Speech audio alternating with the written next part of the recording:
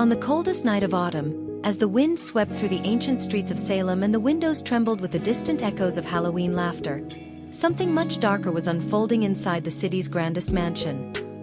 The Rutherford estate had always been a symbol of power and wealth, a house hiding secrets as old as the walls that supported its stained glass windows. And on this night, under the sound of thunder and the glow of candles, a simple maid was about to uncover what no one was ever supposed to find. Clara Monroe had worked there for nearly 10 years. She was dedicated, discreet, and knew that in mansions like that, the less you spoke or heard, the longer you kept your job. But the silence of the house that week felt different. Dense, heavy, almost alive.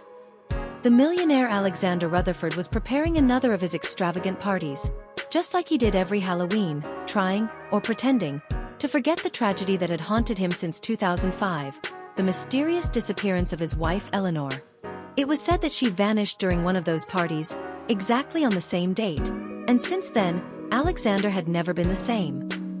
Rumors of betrayal, madness, even murder swirled, but inside the mansion, no one dared to mention it. Clara, who had always listened to the gossip in silence, never believed it. Until that night.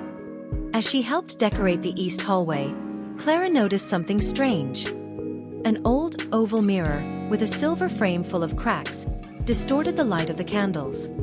It was as if the glass was breathing. When she got closer, she swore she saw a shadow move behind her, inside the reflection. She quickly turned. Nothing. The hallway was empty, just the sound of rain tapping on the roof. Still, the mirror seemed to call her. Hours later, with the party in full swing, Clara returned alone to that hallway. Guests were laughing downstairs, but here the sound was different. Muffled, almost like a distant cry. When she touched the mirror again, she heard a metallic click. And then, to her astonishment, the glass moved like a door. Behind it, a dark, cold space, a forgotten secret room. Inside that room, time seemed to have stopped. There were dusty portraits, a covered piano, and the old perfume of dried flowers. And at the center of the dresser, a photograph. Eleanor Rutherford, young, smiling, and pregnant. Next to it, a cassette tape with the label, "For Alexander." Clara trembled as she pressed play. And the voice that echoed sad, faint, yet familiar froze her blood. "If you're listening to this, it's because the house has won our silence. And if it's too late, protect what I carry with me." In that instant, Clara realized the mirror held not just a woman's reflection. It held her soul. And the secret that Alexander Rutherford had hidden for 20 years was not about money, fame, or power. It was about guilt. A guilt that, on this Halloween night, would come to collect its final price.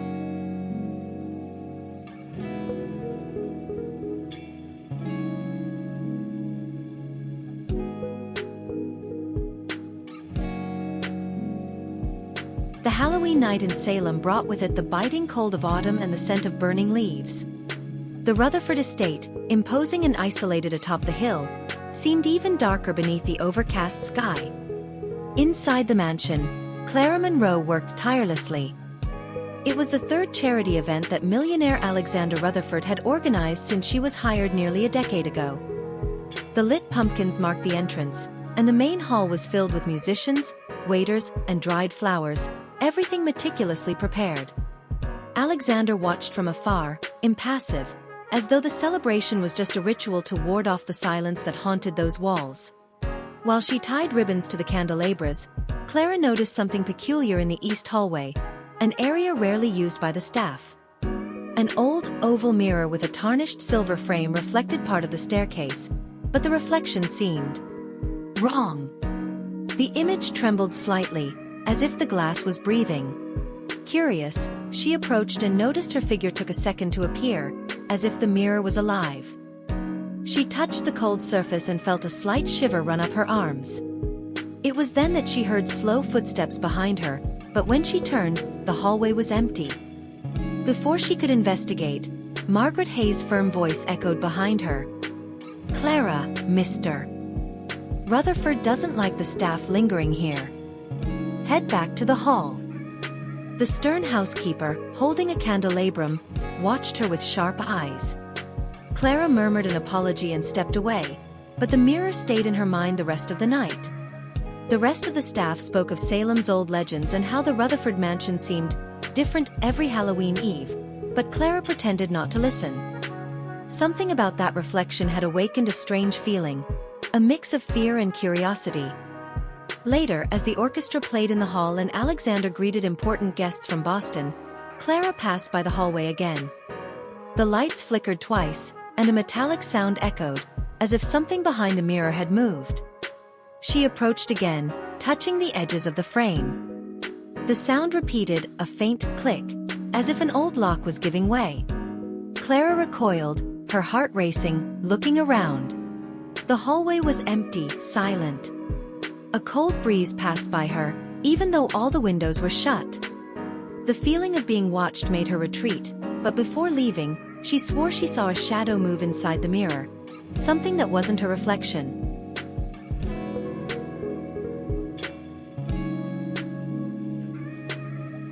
The following day, the party had ended, and the mansion lay in silence. The fine rain still fell upon the stained glass windows, and Clara, tasked with cleaning the east hallway, returned to the mirror with the intention of understanding what she had seen. She ran her hand along the edges of the frame and noticed a small opening on the side. Forcing it slightly, she heard the same metallic sound from the night before. The mirror moved slowly, revealing a narrow passage behind the wall. The air that came from inside was cold and thick with the scent of mildew and dried flowers. Clara lit a lantern and stepped inside.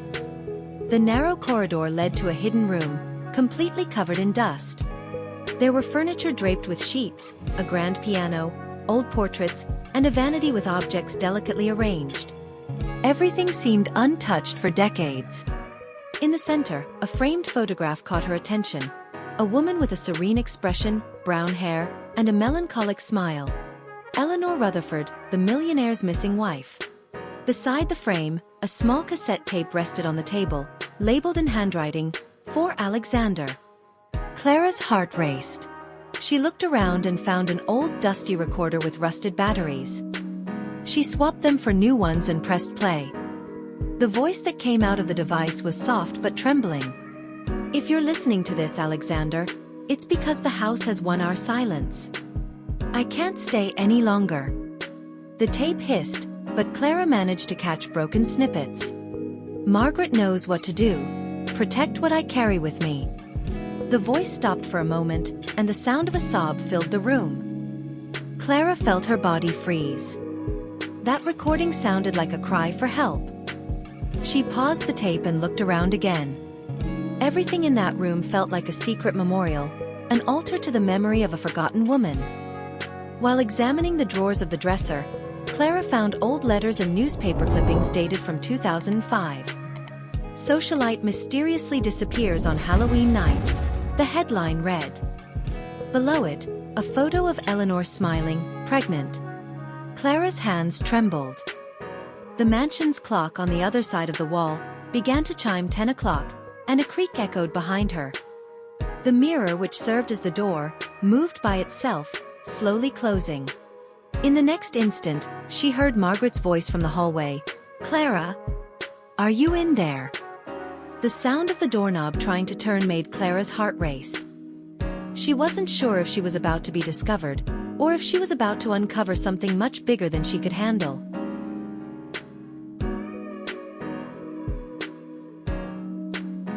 The door opened with a creak, and Margaret appeared in the hallway with a rigid face and a lantern in hand. Her eyes fixed on the mirror, now slightly out of place. Clara tried to cover up, pretending she was just cleaning the glass, but the housekeeper didn't seem convinced. "You shouldn't be touching anything here," she said in a firm tone. "This hallway was sealed for a reason." Her voice sounded more like a warning than a reprimand. Clara nodded, but inside, she felt the weight of a secret about to be revealed. For the rest of the week, the young woman couldn't stop thinking about that room. Every time she passed the hallway, she felt a shiver, as though someone was watching her from the other side. She decided to research the Rutherford family. In the small historic center of Salem, she found old files from the local newspaper. Eleanor's disappearance had been a scandal. Millionaire's wife mysteriously disappears during Halloween ball, an old headline read. In the photo, a young Alexander stood beside an elegant and smiling woman, the same woman from the photograph in the secret room. Clara also discovered that the police never found Eleanor's body, and the case was closed due to lack of evidence. The most curious part: Margaret Hayes, the current housekeeper, had worked for the family since before the marriage. She was, therefore, one of the few people who knew what had really happened that night. Upon returning to the mansion, Clara began to notice small strange things. The mirror, once still, sometimes appeared slightly out of place. At night, footsteps echoed through the hallway, and soft music, the sound of a piano, came from somewhere where no piano should be playing. On a rainy night, unable to sleep, Clara went down to the kitchen and found Alexander awake, drinking whiskey alone. He looked at her, his eyes tired and bloodshot. "Do you believe in ghosts, Mr. Rutherford?" Clara asked in an almost innocent tone. Alexander gave a half-smile without humor. "Not anymore. But there are things in this house that even money can't silence." The silence between them was heavy. Clara realized the man carried a burden, but she didn't dare ask more. When she went upstairs to her room, the mirror reflected something that made her stop. For a moment, she swore she saw a woman in a white dress passing behind her, inside the reflection, even though she was completely alone. She turned suddenly, but there was no one there. That night, Clara realized the past still lived there, waiting to be seen.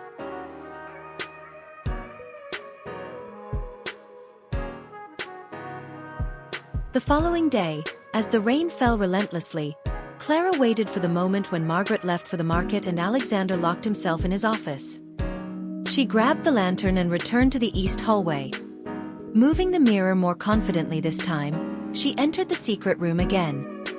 The air was even colder, and a thin mist seemed to crawl along the floor. Everything remained the same, but now she knew where to look.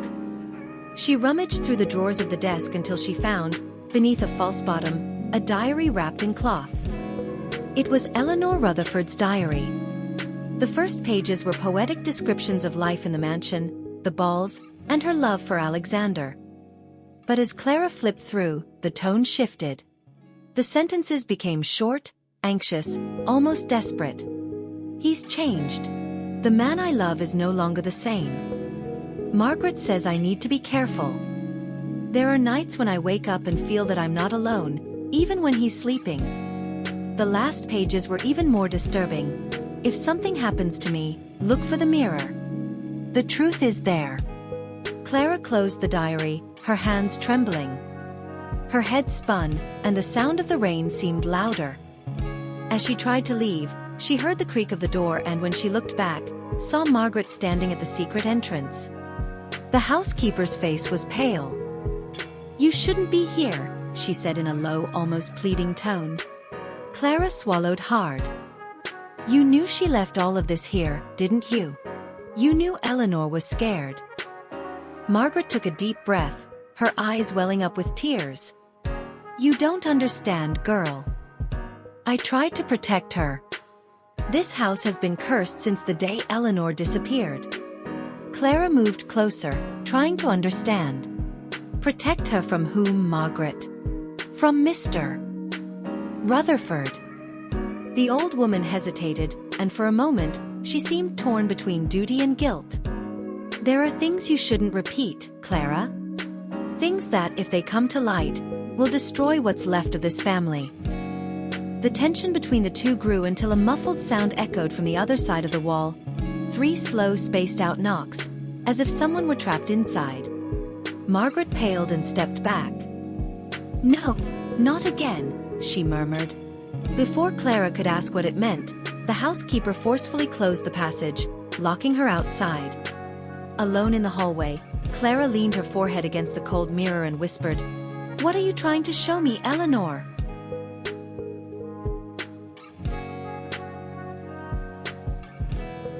In the following days, Clara noticed that the atmosphere in the mansion had completely changed. Alexander seemed more reclusive, spending hours locked in his office. Margaret, on the other hand, had become cold and watchful, as if she feared the young maid was about to uncover something that should never be revealed. Clara, however, couldn't forget what she had read in Eleanor's diary. The words "look for the mirror" echoed in her mind every night. One morning, when she brought Alexander his coffee, she found him standing before the same mirror, staring at his reflection with empty eyes. "She used to get ready here before the balls," he said, not turning around. "She would spend hours brushing her hair and smiling, as if the mirror loved her more than I did." Clara remained silent, watching him with a mixture of pity and fear. Then he looked at her and asked, "Do you believe the past can be forgiven, Miss Monroe?" Not knowing what to answer, Clara simply nodded and left the room. That look haunted her for the rest of the day. That night, determined to understand everything, Clara sought out Margaret. She found the housekeeper sitting alone in the kitchen, with a forgotten cup of tea in her hands. "You knew Eleanor was pregnant, didn't you?" Clara asked, without hesitation. Margaret slowly lifted her eyes. "I knew," she replied, her voice trembling. "I also knew she planned to leave that night. But she never left." Clara sat down across from her, trying to control her breath. "What happened, Margaret? What did Mr. Rutherford do to her?" The old woman hesitated. Silent tears fell. "He didn't kill her, Clara. But he didn't let her live either. She fell down the stairs during an argument. I was there." The silence that followed was suffocating. Clara felt her stomach churn. "And the baby?" she asked, barely able to speak. Margaret lowered her gaze. "I took him out of the house before Alexander knew. It was the only way to save something of her." The words hung in the air, dense, irreversible. Clara took a few seconds to understand what that meant. The woman in front of her, the one she had served for so many years, confessed to hiding a child, the daughter of the missing woman and the man who paid everyone's salary in that house. Before she could ask more, Alexander suddenly entered the kitchen. The silence between the three was absolute. He looked at Clara and then at Margaret. "What are you two talking about?" Margaret tried to answer, but her voice failed her. Alexander stepped forward. "Margaret," he insisted, with a dangerous tone. Clara felt her heart race and instinctively placed herself between them. "Leave her alone, Mr. Rutherford." She was only trying to protect someone. His expression changed. A shadow of understanding and desperation crossed his face. You know." Clara held his gaze firmly. "I know enough." And at that moment, for the first time, she saw the fear in the eyes of the most powerful man in Salem.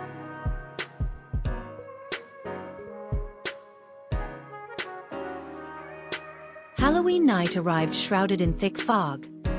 The mansion was decorated with illuminated pumpkins and flickering candles, but the atmosphere was tense, almost funeral-like. Alexander insisted on keeping the charity event, perhaps to maintain appearances. Margaret moved among the guests like a shadow, avoiding eye contact with Clara. And Clara, in turn, knew this would be the decisive night.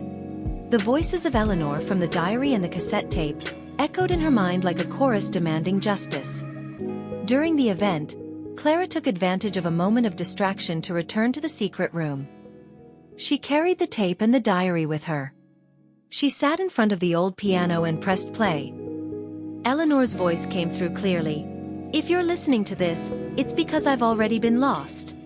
Alexander, you need to understand, I just wanted to protect our daughter."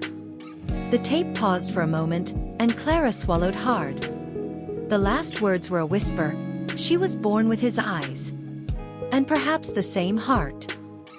The pieces began to fall into place in a brutal way. Clara remembered Margaret saying she had taken the baby from the house before Alexander knew. She also recalled the physical similarities everyone mentioned between her and the young Eleanor in the photos. A chill ran down her spine. It was impossible. Or maybe it wasn't. The coincidences were too many. Trembling, she looked again at the portrait of Eleanor, the same smile, the same brown eyes. Suddenly, the sound of the party stopped. Downstairs, a glass shattered, followed by screams. Clara rushed to the secret door and saw Alexander stumbling up the stairs, his face frantic. "You heard the tapes, didn't you?" he shouted. "You went where you shouldn't." Clara tried to respond, but he continued, tears in his eyes. "I loved her. Everything I did was to erase the pain." He approached her, desperate, and pointed at the mirror. "That room should have stayed buried. You don't understand, girl. That night destroyed me." Clara remained calm, though fear overtook her body. "She didn't run from you, Alexander. She tried to save someone. Save me." The man froze. "What?" he murmured, barely audible. "I'm her daughter," Clara said, the words landing like a blow. Alexander's face turned pale. He staggered back. "This isn't possible. Margaret told me the baby died." At that moment, the housekeeper appeared on the stairs, crying. "I lied. It was the only way to save the girl from you." The hall downstairs caught fire when a candle tipped over onto the curtains. Screams echoed throughout the mansion. The sound of cracking wood filled the corridor. Alexander looked at the fire and then at Clara, despair etched on his face. "You're all that's left of her," he said, his voice faltering. "And I am what destroyed her." Clara stepped forward, but he recoiled, coughing from the smoke. The fire was already climbing the stairs. And in that chaos of flames and revelations, father and daughter faced each other for the first and last time.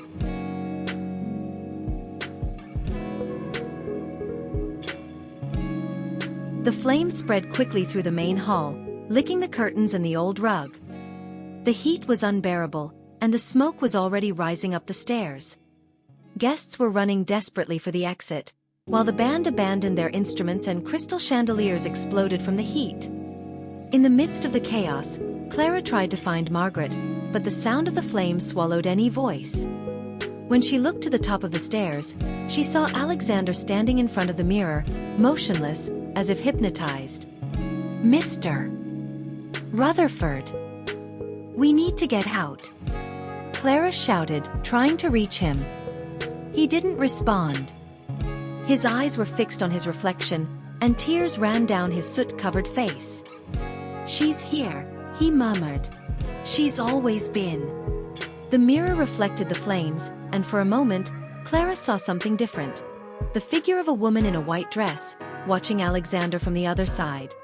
"Eleanor," he whispered, extending his hand.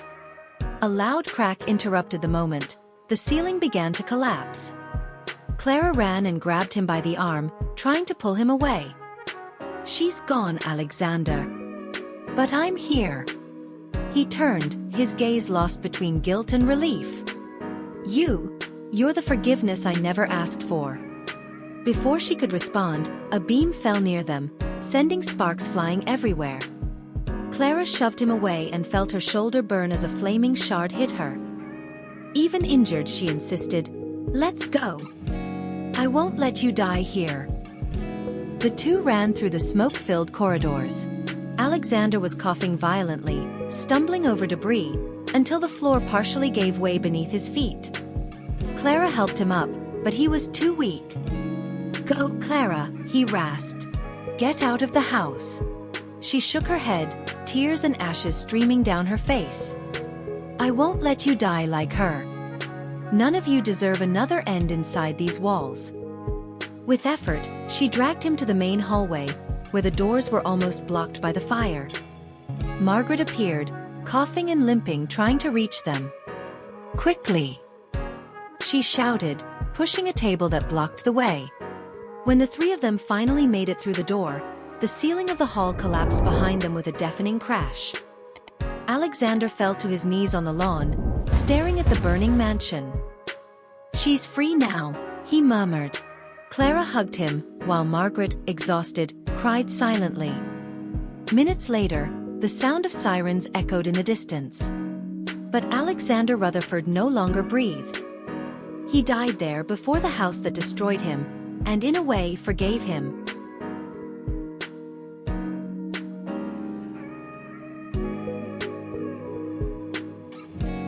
The following months were filled with mourning and rebuilding. The Rutherford mansion lay in ruins, and parts of it were demolished for safety. Investigations into the fire confirmed that the tragedy was accidental, caused by a candle that fell during the party. Alexander was remembered by the press as an enigmatic philanthropist, but only Clara and Margaret knew the truth about the man and the ghosts that haunted him. In the will, discovered weeks later, Alexander left everything to Clara. "To the only heir to what was left of my humanity," said the attached letter. Clara used the fortune to rebuild the property, transforming what was left of Rutherford Estate into a shelter for women and children victims of violence. She named it the Eleanor House. It was her way of giving her mother and the past a new chance to exist in peace. Margaret stayed with her until the end of her days. Already old and sick, she spent her final months helping to organize the shelter and catalog the family's old belongings. On a cold afternoon, before she passed away, she called Clara to her room and handed her a silver necklace. "It was Eleanor's," she said, her voice weak. "She always believed that love was stronger than fear. And you proved she was right." Margaret passed peacefully, leaving Clara alone with the memories, and the responsibility of turning pain into hope. In the months that followed, the shelter thrived. Journalists came from all over the United States to learn about the project. Clara had become an inspiring figure, though she preferred to remain anonymous.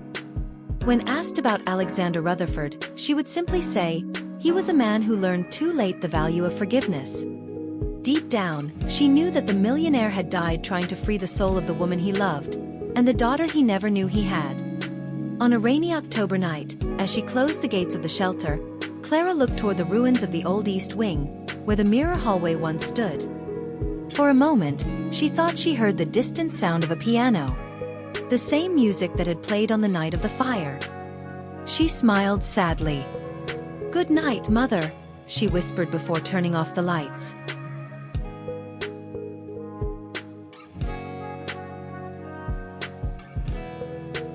A year later, Halloween returned to Salem.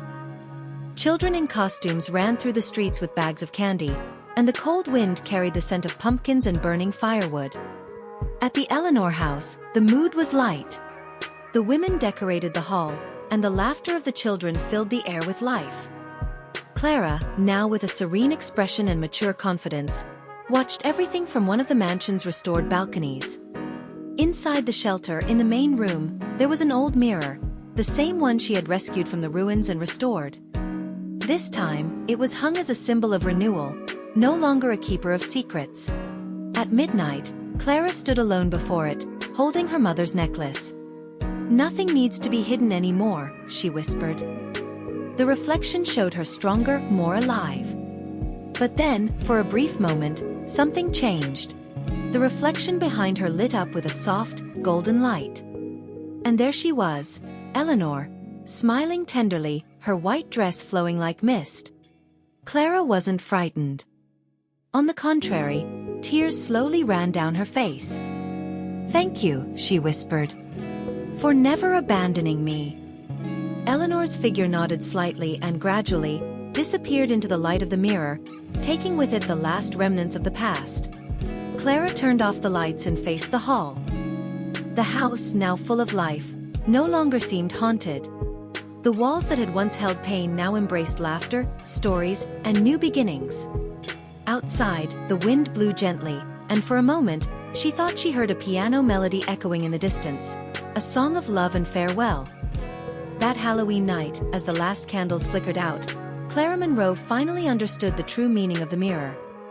It never showed the past, but what remained most pure in people. And in that silent reflection, mother and daughter finally rested, free.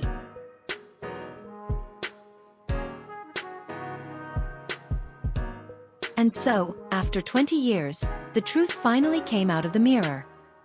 The Rutherford mansion, once a symbol of luxury and silence, was transformed into a place of new beginnings, the shelter that now carries the name of Eleanor. Clara was never the same after that night.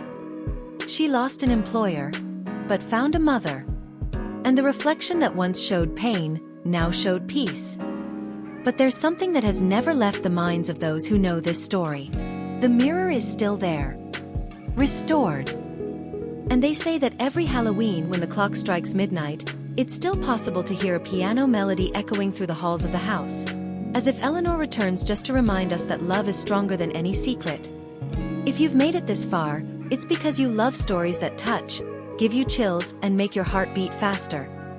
So go ahead and subscribe to the channel, because we still have many stories like this, proving that not every mystery ends in darkness. Leave a like, because it shows you want more exciting stories like this. And tell me in the comments, what would you have done in Clara's place? Oh, and don't forget to share this video with someone who loves a good emotional mystery. You never know who might see themselves reflected in this story. Because in the end, every mirror has a secret. And the next one could be yours.